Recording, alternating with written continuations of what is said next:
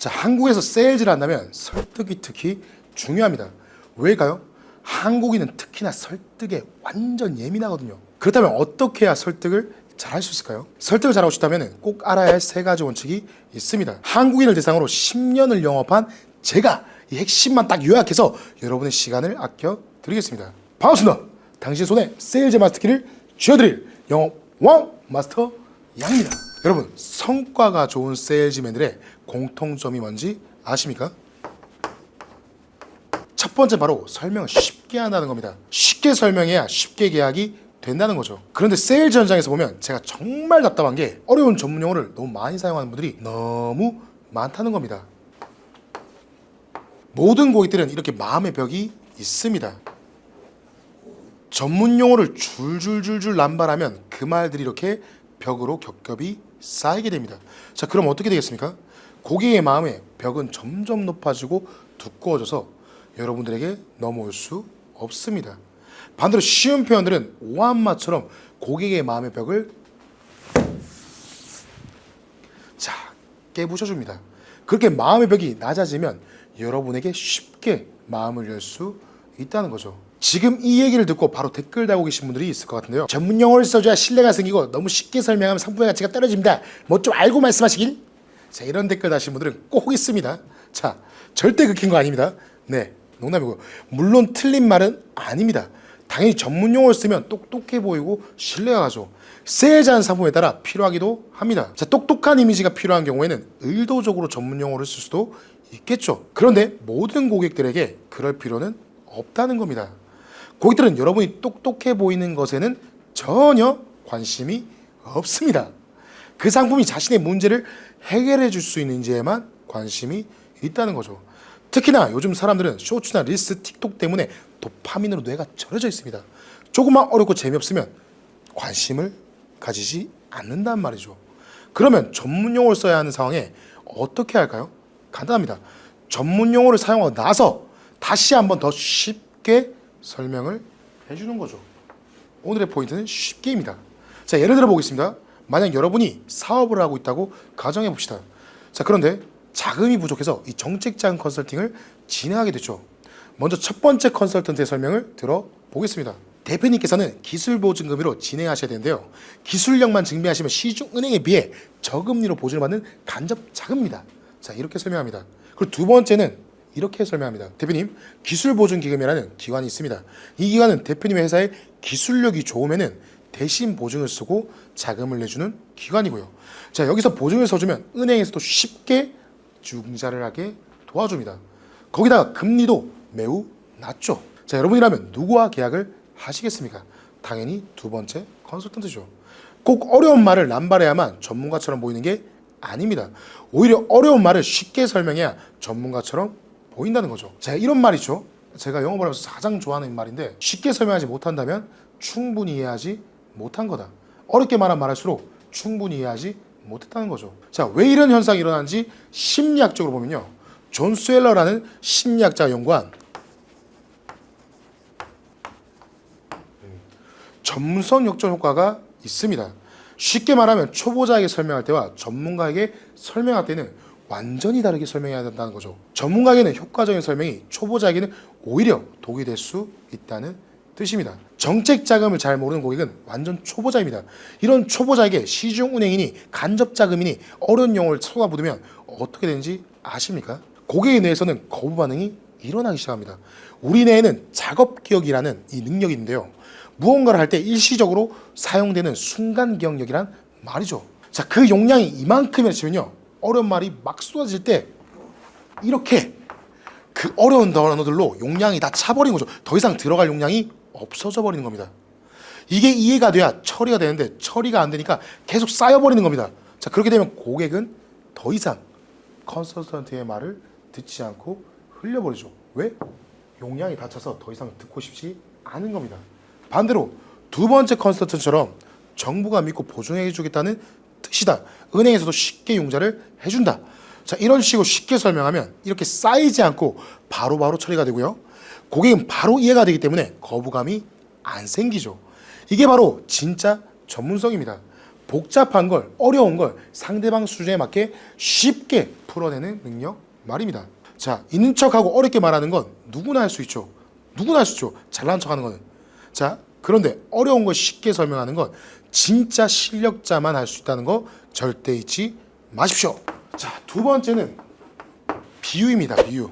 자, 비유로 말하면 수월해지죠. 세일즈의 본질이 무엇입니까? 결국 정보를 가치로 바꾸는 일입니다.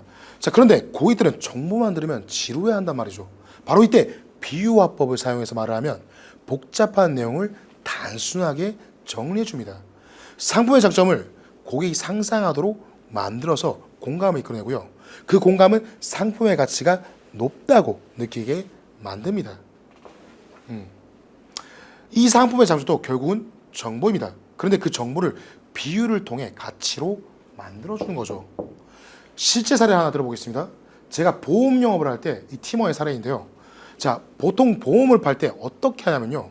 저희 보험은 보장 범위가 넓고 보험료도 저렴합니다. 이렇게 노잼 멘트로 설명을 하죠. 그런데 저희 팀원은 자신의 보험을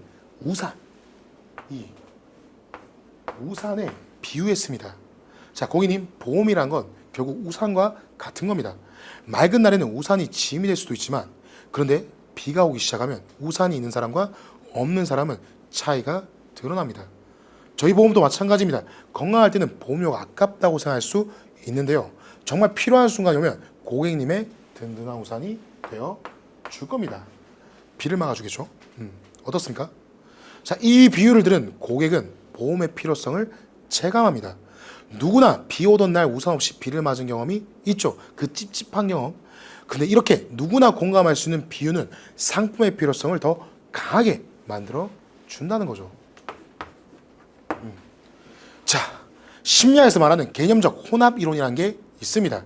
우리 뇌는 새로운 정보를 받을 때 기존에 알고 있던 개념들을 섞어서 이해하려고 합니다. 이 보험이라는 새로운 정보와 우산이라는 친숙한 개념을 뇌에서 혼합하는 겁니다.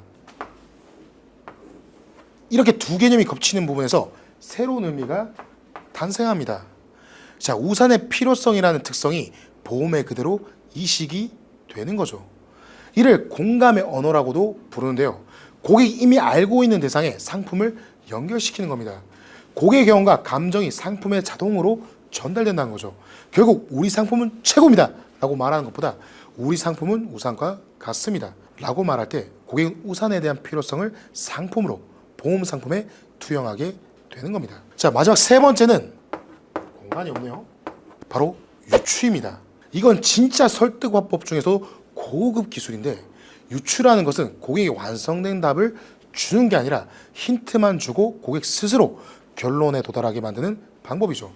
인간은 남이 알려준 결론보다 자신이 내린 결론을 훨씬 더 확신합니다. 그리고 더 오래 기억하죠. 고객의 머릿속으로 상황을 그려보고 계산해보고 비교해보게 만들면서 스스로 여러분의 상품이 필요하다는 결론에 도달하게 만드는 것입니다. 고객 머릿속에 이런 전구가 켜지는 순간을 만드는 거죠. 이 전구가 아니네요, 여러분들. 전구 이렇게 생겼죠? 맞죠? 자, 고객의 머릿속에 이런 전구가 팍 하고 켜지게 만드는 순간을 만드는 겁니다. 이때 고객은 내가 직접 발견한 가치라는 특별한 만족감을 느끼게 되는 거죠. 그리고 이렇게 스스로 발견한 가치는 절대 머리에서 지워지지 않습니다. 왜냐하면 이는 판매자가 이 세일즈맨이 강요한 것이 아니라 고객 자신의 논리와 판단으로 얻어낸 결과이기 때문입니다. 예를 들자면요, 얼마 전에 제가 이 노트북을 사러 전자상가에 갔는데요. 근데 판매원이 이렇게 말하는 겁니다. 이 노트북은 최신 CPU와 램을 사용해서 성능이 좋습니다. 자, 성능이 좋다는 말이 피부에 와닿으십니까? 저는 절대 안 와닿더라고요. 제가 뭐 CPU나 이런 거 아무것도 모르기 때문에 저는 컴퓨터에 관심이 없습니다. 그 성능이나 이런 거, 그래픽카드 이런 거 아무것도 몰라요. 그때 만약 그 판매원이 이렇게 말했다면 어떨까요? 고객님, 이 노트북은 부팅 속도가 3초가 채 걸리지 않습니다. 자, 이렇게 말하면 고객은 3초 부팅이라는 구체적인 정보를 통해서 이 시스템 안정성과 빠른 파일 처리 속도를 스스로 유추하게 된다는 거죠. 왜? 컴퓨터는 누구나 다 켜보기 때문이죠. 판매자는 모든 장점을 설명하지 않고도 고객이 핵심 가치를 깨닫도록 유도한 겁니다. 심리학에서 말하는 이 능동적 학습 효과라는 것이 있습니다. 사람은 수동적으로 듣는 것보다 능동적으로 참여해서 내가 직접 얻은 정보를 더 오래 기억하고 확실하게 믿습니다. 유추기법은 바로 이 원리를 활용하는 겁니다. 고객은 판매자에 얻은 정보, 그리고 고객이 스스로 생각하게 만들고 고객 스스로 가치를 발견하게 만드는 것. 자, 이때 고객에 대해서는 도파민이 분배됩니다. 스스로 문제를 해결했다는 성취감 때문이죠. 이 도파민은 그 상품에 대한 긍정적인 감정을 만들어내게 되고 구매 욕구를 더욱 강하게 만들어줍니다. 결국 유추는 고객을 강제로 설득하는 게 아니라 고객이 스스로 설득당하게 만드는 기술입니다. 이게 바로 세일즈 최고 경지라고 할 수 있는 이유죠. 고객이 팔아서 샀다가 아니라 필요해서 샀다고 느끼게 만드는 것. 이것이 진정한 세일즈의 완성이라는 점을 기억하시길 바라겠습니다. 자, 여러분, 오늘 세일즈의 3가지 핵심 원칙을 모두 알려드렸습니다. 첫 번째, 쉽게 설명할 것.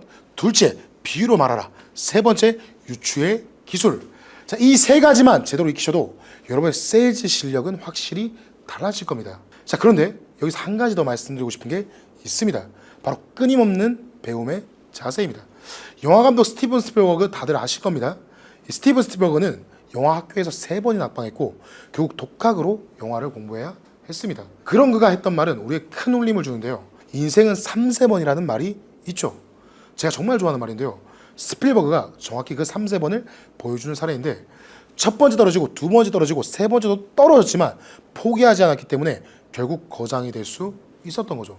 제가 왜 갑자기 스필버그를 이야기하냐면요. 세일즈도 정확히 똑같기 때문입니다. 여러분이 오늘 내일 당장 배운 기술을 완벽하게 써먹을 수 있을 거라고 기대하지 마십시오. 처음에는 어색하실 겁니다.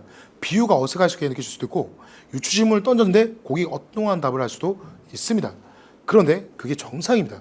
첫 번째 시도에서 안 되면 어떻습니까? 말이 안 됩니다. 처음부터 잘하는 건. 두 번째 해보면 됩니다. 두 번째 어색하면 세 번째까지 해보는 겁니다. 왜? 3세번이잖아요, 인생은. 인생은 3세번이잖아요. 자, 계속 시도하다 보면 언젠간 자연스럽게 되는 순간이 옵니다. 자, 스필버그도 영화학교 3번 떨어지고 나서 포기했다면 오늘날의 거장은 없었을 겁니다.